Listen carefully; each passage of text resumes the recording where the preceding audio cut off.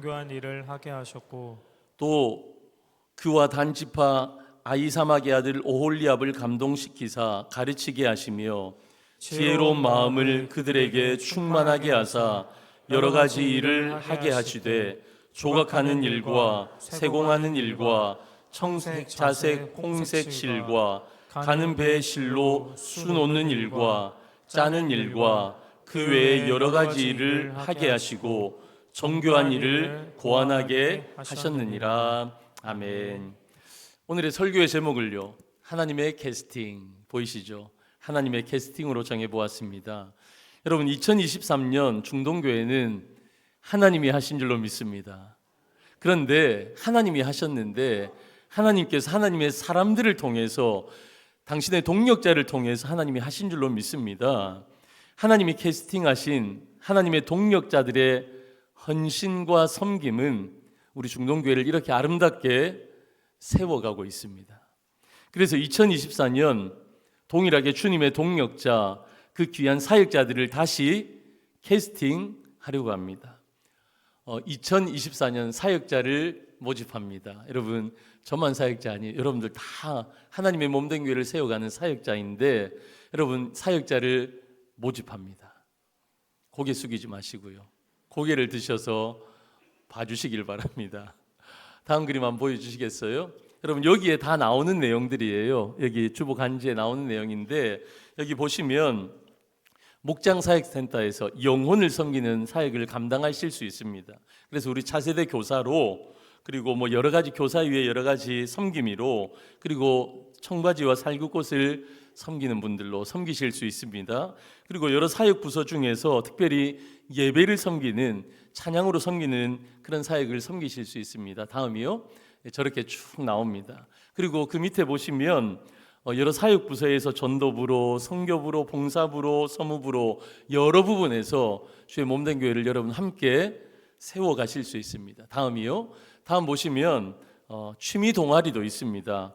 헬스도 있고 등산도 있고, 여러분 맛집 탐방도 있어요. 드시는 거 좋아하시면 여기 가시면 됩니다. 우리 청년들이 이거 만들겠다고 그렇게 했는데 우리 장년들도 참석해 주셔도 좋겠고요. 여러분, 이것 아니라도 여러분들 좋은 취미 활동, 건전한 활동이 있으시면 연중에라도 계속 만들 수 있습니다. 그리고요, 교회를 깨끗하게 하기 위해서 우리 교회를 청소하는 그런 담당의 구역들을 여러분들이 섬길 수도 있습니다. 여러분, 제가 하나하나 다 설명드리지는 않겠습니다. 그 자세한 사항은요, 이 주보에 삽지로 넣어드렸고요. 1층 우측 엘리베이터의 우측에 보면 조금 크게 이 내용들을 또 넣어드렸습니다. 여러분, 그냥 보지 마세요. 그냥 보지 마시고요, 자세히 보십시오. 그리고 기도하면서 보십시오. 교회를 섬기는 자리에 내가 어디에 있어야 할지, 여러분 아주 자그마한 헌신과 섬김에 여러분들이 함께 해주시기를 주님의 이름으로 간절히 축원합니다. 여러분, 하나님이 여러분들을 캐스팅하기를 원하십니다. 하나님의 교회를 세워가시는데 여러분들과 함께 하기를 원하십니다. 오늘은요, 그 원리들에 대해서 한번 살펴보려고 그래요. 그리고 캐스팅 되신 분들에게 주시는 하나님의 은혜가 무엇인가, 우리 함께 오늘 본문을 통해서 함께 살펴보았으면 좋겠습니다. 첫 번째입니다. 모든 성도는 하나님의 일꾼으로 부름을 받았다라는 것입니다. 여러분, 몇 사람이 아니에요. 열심히 있는 몇 사람이 아니라, 여러분 우리 중동의 모든 성도들을 하나님의 일꾼으로 부르신다라는 사실입니다. 우리 30절 우리 같이 한번 읽어보겠습니다. 시작. 모세가 이스라엘 자손에게 이르되 볼지어다 여호와께서 유다 지파 홀의 손자여 우리의 아들인 부살레를 지명하여 부르시고. 아멘. 하나님께서 한 사람을 부르십니다. 부살렐이라는 사람을요, 어떻게 해요? 지명하여 부르셨다 말씀하십니다. 여러분, 여기에서 지명하여 부르셨다라는 것은요, 그를 특별하게 선택하셔서 특별한 일을 맡기신다라는 겁니다. 하나님의 일에 평범한 일은 없습니다. 모두가 특별한 일이에요. 그 특별한 일에 하나님이 부르신다라는 것입니다. 그럼 오늘날도 마찬가지예요. 하나님께서는요, 주님의 몸된 교회, 여러분 뭐라고요? 교회는요, 주님의 몸된 교회예요. 주님의 몸된 교회를 세우기 위해서 하나님께서는 하나님의 사람을 세우십니다. 그리고 그것을 감당할 수 있게 하십니다. 그런데 누구를 통해서 부르십니까? 누구를 통해서요? 다시 우리 30절 말씀 보시면 모세가 이스라엘 자손에게 이르되 볼지어다. 오늘 본문은요, 하나님께서 성전을 지을 부살렐이라는 저 사람을 지명하여 부르시는 내용인데, 그런데 여호와께서 누구를 통해서 부르시는 거예요? 모세를 통해서 부르신다라는 사실입니다. 모세를 통해서. 여러분, 제일 좋기는요, 하나님께서 여러분들 가운데 마음에 감동을 주시는 겁니다. 그래서 자원하여서 제가 이런 부분에 섬기겠습니다 하면 최고 좋아요. 그게 짱입니다. 그런데요, 그렇지 않은 경우가 있어요. 하나님께서 교회 안에서 성도님들을, 여러분들을 여러 가지 사역으로 부르실 때 목회자를 통해서, 그 부서장들, 장로님들, 집사님들, 권사님들을 통해서 부르실 때가 많이 있어요. 여러분, 오늘 본문에는 모세가 여호와께서 이 사람을 지명하여 부르셨다라고 모세를 통해서 하나님께서 부르십니다. 그러니까 모세는요, 하나님의 도구로 사용되어졌습니다. 목회자들은요, 부서장들은 하나님의 도구일 뿐입니다. 누가 부르신 거예요? 하나님이 직접 지명하여 부르신 것입니다. 하나님의 캐스팅이 2024년 하나님의 동력자를 세우는 하나님의 캐스팅이 시작되어집니다. 여러분, 그래서요, 각 사역 부서마다 섬기기를 위해서 교역자들이나 부장님들이 권면하실 겁니다. 우리 부서를 함께 섬겨 가십시다. 그리고 여러분, 이런 여러 지면들을 통해서 어떻게 합니까? 여러분들이 필요한 부서를 보게 될 것입니다. 여러분, 사람을 통해서든지 지면을 통해서든지 하나님께서 여러분들 가운데 섬기고자 하는 감동을 주시는 분들 계실 거고, 동력자로 부르시는 분들이 계실 텐데, 누가 여러분들을 부르셨다고요? 하나님이 여러분들을 부르시는 줄로 믿습니다. 우리 주님은 모든 성도님들을 부르십니다. 그래서 교회를 세우기 위한 역할들을 각자에게 주십니다. 그런데 여러분, 주님의 몸된 교회를 세워가는 이 일에 지명하여 하나님께서 저와 여러분들을 불러주시는데, 이 귀한 사역을 맡겨주시는데, 여러분, 이 사역에 우리가 째째하게 하나님, 그래, 내 시간 조금 드릴게요, 이게 아니에요. 하나님의 부르심은요, 우리 각자에게 무한한 영광이라는 것입니다. 무한한 영광. 하나님이 불러주셨어요. 하나님의 동력자로 저와 여러분들을 불러주셨어요. 여러분, 이것은요, 무한한 영광입니다. 여러분, 그러면 어떻게 이 부살렐이 이 영광의 특권을 누리게 됩니까? 여러분, 그냥 있는 일이 아니에요. 31절에 이런 말씀이 나옵니다. 여호와께서 유다지파 훌의 손자요 우리의 아들인 부살렐을 지명하여 부르시고, 여러분, 여기에 하나님께서 부살렐을 지명하여 부르셨는데 유독 그의 아버지의 이름이 나오고 그의 할아버지의 이름이 나와요. 그의 할아버지가 누구입니까? 훌입니다. 어디선가 들어보셨죠? 무대 뒤의 영웅, 제가 그 말씀 강의하면서 훌에 대해서 나누었습니다. 훌은 어떤 사람이었습니까? 이스라엘 백성들이 출애굽에서요, 첫 번째로 맞이했던 난관이 아말렉이었습니다. 이 아말렉과 전쟁을 치러야 했습니다. 여러분, 이때 여호수아는 백성들을 이끌고 전장에 나가서 싸웁니다. 그런데 하나님의 관점, 하나님의 시선은요, 전장에 있었던 것이 아니라 산 위에 있었던 모세에게 있었어요. 그렇죠? 모세에게 있었어요. 근데 모세가 손을 들면 이기고, 모세가 손이 무거워서 내려지면 이스라엘 백성들이 자꾸 패하는 겁니다. 그때 모세를 도와 함께 올라갔던 두 사람이 누굽니까? 아론과 훌이었습니다. 그들은 헌신된 사람들이었습니다. 모세의 손이 내려오면 그 양쪽에서 모세의 팔을 붙들고 여러분, 모세를 섬겼습니다. 여러분, 그것도 그 헌신도 중요했지만 그들이 평소에 얼마나 헌신했기에 가장 중요한 자리에 모세가 이 두 사람, 특별히 훌을 데리고 갔겠습니까? 훌은요, 하나님 앞에, 리더 앞에 진짜 헌신된 사람이었습니다. 믿음 안에서 헌신했던 할아버지 훌은요, 그의 손자 부살렐이 영광스러운 일에 쓰임받는 일에 마중물이 되어졌다라는 것입니다. 믿음의 헌신의 할아버지, 아버지 밑에서 믿음의 헌신의 자녀들이 나오는 것은 영적인 공식입니다. 사랑하는 성도 여러분, 정말 여러분들의 자녀들이 잘 되기를 원하십니까? 저는 제 조일이 아이미가 정말 잘 되었으면 좋겠습니다. 그리고 우리 차세대들이 정말 잘 되었으면 좋겠습니다. 우리가 기도할 때마다 빠지지 않는 것이 우리 자녀들의 이름이잖아요. 제가 신방 다니면서 우리 성도님들의 기도의 제목을 받으면 한 분도 예외 없이 자녀들의 이름을 다 올려서 이렇게 우리 자녀들이 되었으면 좋겠습니다. 기도의 제목을 주십니다. 그것이 우리의 솔직한 심정입니다. 여러분, 그러면 어떻게 우리의 자녀들이 잘 될 수 있습니까? 여러분, 먼저 부모 세대인 저와 여러분들이 부모들이 먼저 헌신하셔야 합니다. 말이 아니라 삶으로 하나님을 사랑하고 교회를 사랑하며 말씀대로 살아가는 삶의 예배와 헌신을 보고 자라는 우리의 자녀들은 대의를 이어서 하나님의 사람으로, 하나님 앞에 헌신된 사람으로 살아가게 되는 줄로 믿습니다. 여러분, 부살렐은요, 그의 할아버지의 헌신을 보고 자랐습니다. 그래서 그는 하나님 앞에 헌신하는 헌신자로 세워지게 된 것입니다. 부모들의 헌신, 저와 여러분들의 헌신을 통해서 우리의 자녀들이 진짜 하나님 앞에 헌신하는 믿음의 사람으로 세워지기를 주님의 이름으로 간절히 축원합니다. 두 번째입니다. 하나님은 부르신 자들에게 감당할 수 있는 능력을 주십니다. 여러분, 이거 보시고요. 마음이 왔다 갔다 하시는 분이 계십니까? 아, 목사님, 감당할 자신이 없어요. 시간도 안 되고 제가 능력도 안 되고. 근데요, 두 번째가 뭐라고요? 하나님은 부르신 자들에게 감당할 수 있는 능력을 주시더라 라는 것입니다.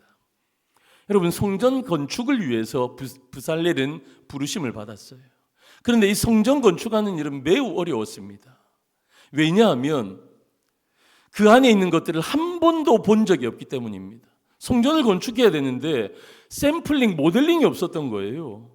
세상 어느 곳에서도 볼 수 없는 것들을 모세의 말만 듣고 성전을 지어야만 했습니다. 여러분, 건물을 지을 때 설계도가 있고 여러 가지 조망도가 있고, 그래서 그거에 따라 짓는 것은 그래도 괜찮아요. 그런데 여러분, 그런 게 하나도 없는 거예요. 한 번도 본 적 없는 건물을 지어야 하는데, 그런데 모세의 말만 듣고 성전을 지어야 하니까 얼마나 힘들었겠습니까? 그런데 하나님께서 그들을 어떻게 인도하십니까? 어떻게 성전을 지을 수 있도록 인도하십니까? 31절 말씀입니다. 하나님의 영을 그에게 충만하게 하여 지혜와 총명과 지식으로 여러 가지 일을 하게 하시되. 아멘. 하나님께서 뭘 부어주시는 거예요? 하나님께서 성령을 부어주시는 겁니다. 성령을 부어주셔서 그들에게 지혜와 총명과 지식으로 이 일들을 감당하게 하나님께서 하셨다라는 겁니다. 그럼 부살렐이라는 사람은요, 원래가 지혜와 총명과 지식으로 여러 가지 일을 하는 사람이었어요. 이 사람은요, 아이디어가 넘치는 사람이었습니다.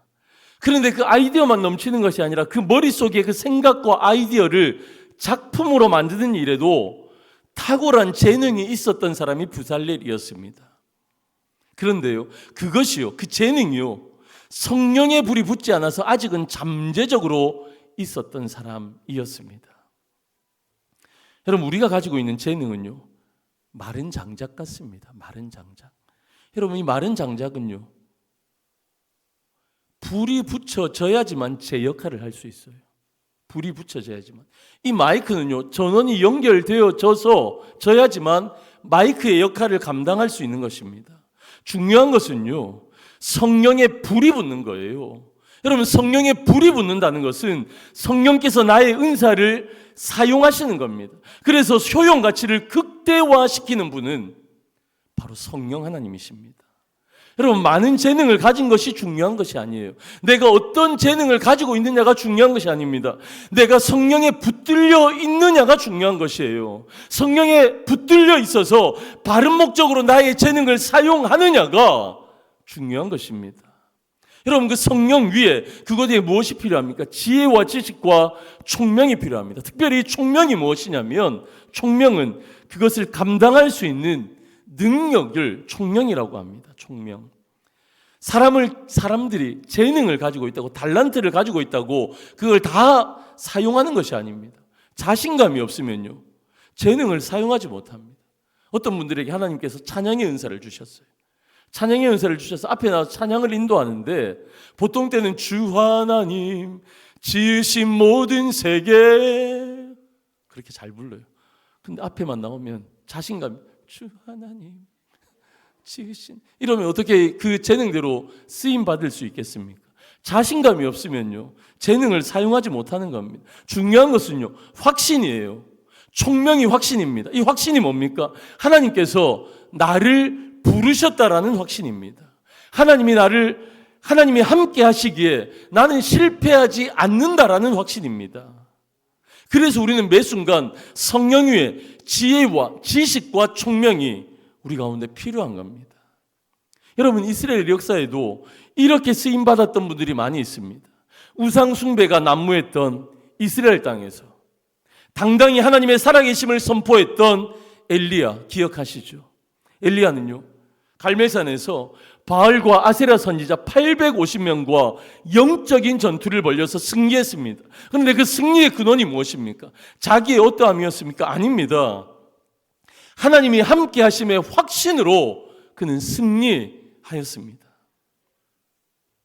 예루살렘을 비롯한 모든 아시아와 유럽을 복음으로 물들였던 사도 바울, 그가 그의 힘과 그의 능력으로, 그의 경험으로 이 복음의 물결을 퍼뜨렸습니까? 그렇지 않습니다. 그의 고백처럼 성령을 통하여 지혜와 능력을 공급해 주셨기에, 그 공급을 받았기에 그가 부족하였지만 어떻게 합니까? 그를 통해서 복음이 이 땅 가운데 편만하게 펼쳐졌던 것입니다.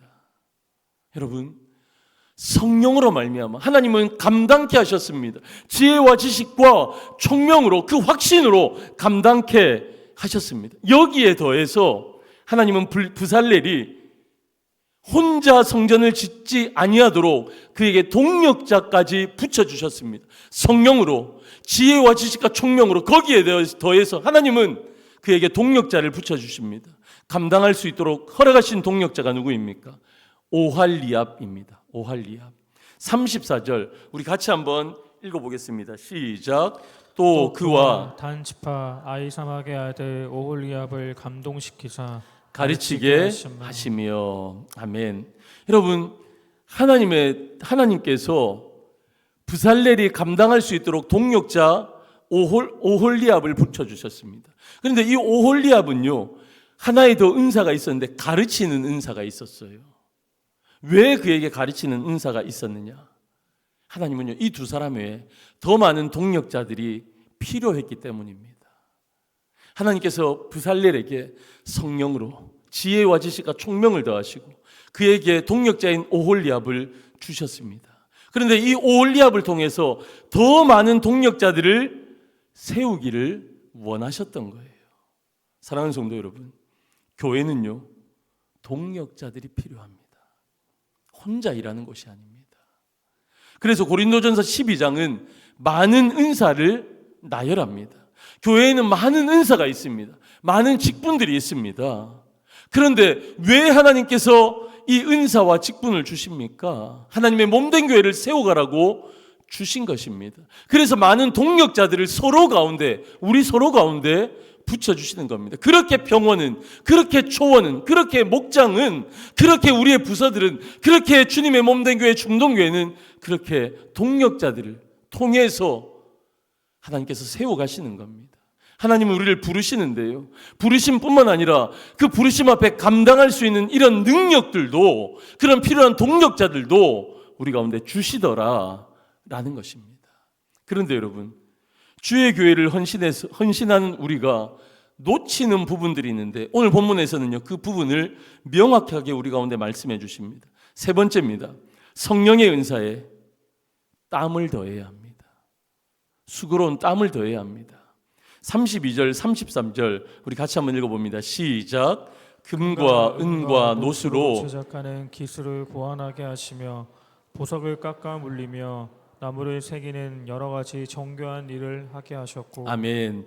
여러분, 보석도 깎아내려야 됐고 나무도 새겨야 됐고 정교한 일들을 해야 했습니다.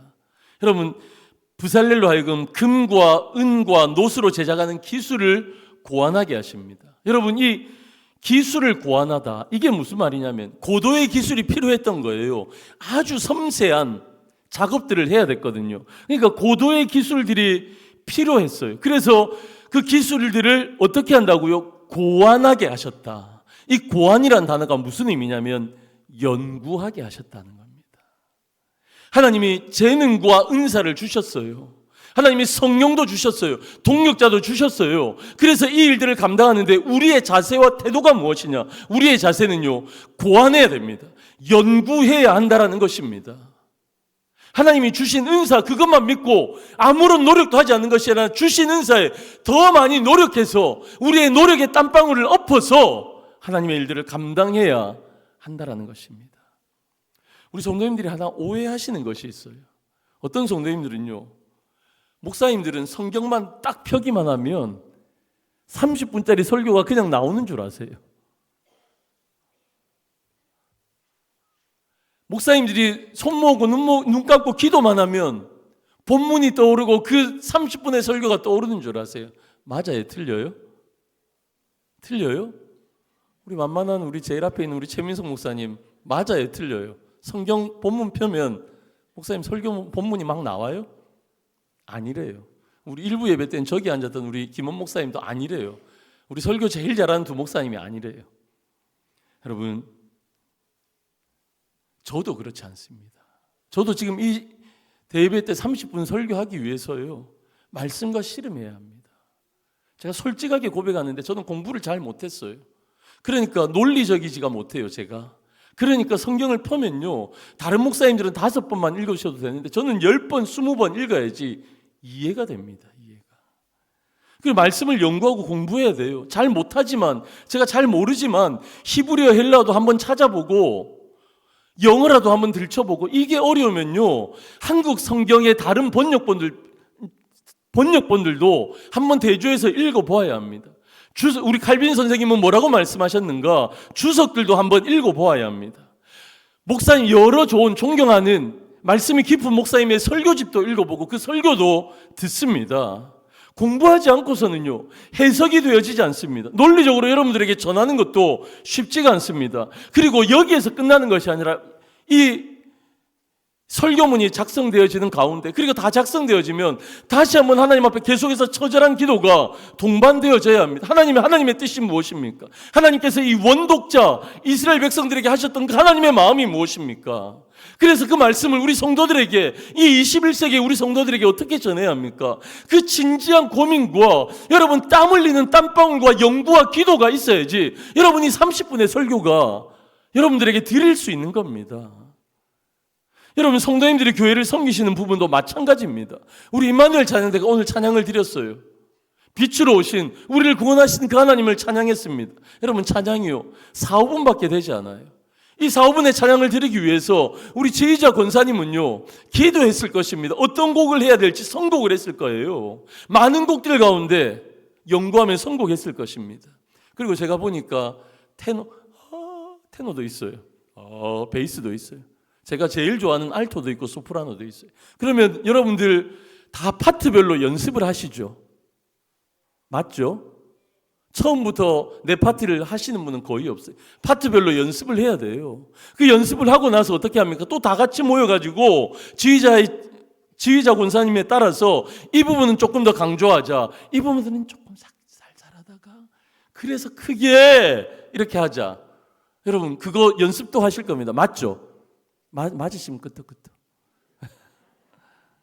여러분, 그냥 되는 게 아니라 4분의 2 찬양을 이렇게 하나님 앞에 올려드리기 위해서는요, 몇 주 전부터 선곡하고 몇 주 전부터 준비하고 연습하고 파트 연습하고 그렇게 하는 그런 땀 흘리는 수고가 있지 않고서는 여러분이 4, 5분의 찬양을 하나님 앞에 올려드릴 수가 없어요. 오늘 감사 캠페인을 마무리하면서 영상을 하나 보았습니다. 이 영상이요, 정확하게 2분 4초의 영상이에요. 2분 4초. 아주 짧은 시간에 짧은 영상입니다. 그런데 여러분, 이 2분여의 영상이 나오기 위해서는 이거 만드신 집사님은요, 땀 흘리는 수고와 연구와 노력이 있었던 건 아십니까? 여러분, 얼마나 많은 사진들이 필요했겠어요. 얼마나 많은 영상들이 필요했겠어요. 이것저것 다 뒤져보고 여러분 그렇게 컨텐츠를 만든 겁니다. 여러분 제 설교의 내용이 나왔습니다. 감사에 대해서 목사님 설교 내용이 어떤 것이 제일 좋을까? 제 설교를 얼마나 유튜브에서 돌려보았겠습니까? 그래서 그것 꺼낸 거예요. 그 내용을 꺼낸 거예요. 여러분 음악 하나 입히기 위해서 이 음악을 넣었다, 저 음악을 넣었다. 여러분 아시나요? 거기 있는 글자체 하나를 위해서 이 글자체를 넣었다, 저 글자체를 넣었다. 여러분 그렇게 완성되어진 2분짜리 영상이 오늘 틀어진 겁니다. 여러분 하나님이 은사를 주셨죠. 하나님이 재능을 주셨죠. 그런데 그것 위에 우리의 땀 흘리는 수고, 그것이 반드시 필요한 거예요. 사랑하는 성도 여러분, 하나님을 섬기고 교회를 섬기는데 너무 쉽게 생각하지 마십시오. 무거운 마음으로, 즐거운 마음으로이지만 내 노력과 헌신이 필요한 것에 대해서 여러분들 아셔야 합니다. 그러나 하나님의 교회는 하나님이 책임지십니다. 아멘이십니까? 하나님이 책임지십니다. 그러나 우리의 책임도 있다라는 사실 잊지 마시기를 바랍니다. 하나님이 주신 은사 위에 그것을 개발하고 노력할 책임이 우리 가운데 있는 것입니다. 부살렐은요, 하나님께서 주신 은사, 재능, 그 성령 위에 더 땀 흘리고 연구하는 노력이 있었습니다. 그래서 그렇게 쉽지 않은, 처음 해보는 모세의 말만을 통해서 이루어가야 하는 여러분 성전을요 건축할 수 있는 비결은 여기에 있었습니다. 마지막입니다. 마지막 네 번째, 우리에게 주신 은사는 교회의 유익을 위해 사용해야 합니다. 너무 쉬운데, 너무 잘 아는데 우리가 너무 힘들게 잘 되지 않는 부분입니다. 31절과 35절에서 부살렐과 오홀리압에게 공통점이 하나 있습니다. 그게 뭐냐면 하나님께서 그들에게 하나님의 영을 충만케 하셨다. 지혜로운 마음을 그들에게 충만케 하셨다라는 겁니다. 한마디로 하나님께서 이 두 사람에게 성령을 주셨다라는 겁니다. 성령을 받은 겁니다. 성령을 받은 것. 그들 자신 스스로가 성령을 생산해낸 것이 아닙니다. 하나님께서 주셔서 받은 성령으로 감당한 겁니다. 여러분 고대 시대에는 두 가지 중요한 사상이 있었어요. 하나는 그리스적 사고, 헬라어 사고, 그리고 하나는 히브리적 사고, 두 가지가 있었습니다. 여러분 그리스 사상을 이해하기 위해서는요 두 단어를 필수적으로 이해하는 것이 필요했는데 아레테라는 단어와 테크네라는 단어입니다. 이 아레테라는 단어는 무슨 의미냐면 인간의 탁월함을 가리키는 단어예요. 인간의 탁월함.